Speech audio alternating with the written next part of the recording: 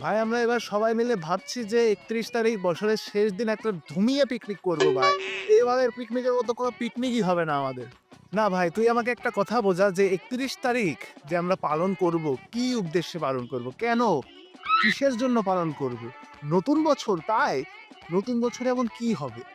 প্রত্যেক বছরই নতুন বছর আসে। প্রত্যেক বছরই ৩১ তারিখ থেকে ১ তারিখে যেয়ে নতুন বছর পরে ১২টা দিকে। কিছু তো চেঞ্জ হয় না ভাই। ভাগ্য তো সেই একই রকম। ক্যালেন্ডারের ডেট চেঞ্জ হয় খালি। তার জন্য এইসব নতুন বছর পালন করা বা ৩১ তারিখ পালন করে কোনোই লাভ নেই ভাই। একটু বি প্র্যাকটিক্যালি ভাব তুই। এসব কিচ্ছু পালন করার প্রয়োজন নেই। বাড়িতে ভাই শুয়ে থাক।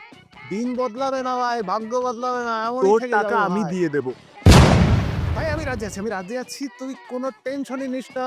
আমি পিকনিকে নিজের হাতে রান্না করে তোদেরকে খাওয়াবো। তুই কোনো টেনশনই নিস না। পিকনিক হবে। अभी मैं गाली नहीं दे सकता। नहीं गाली नहीं देना। फैमिली फैमिली देखती है वरना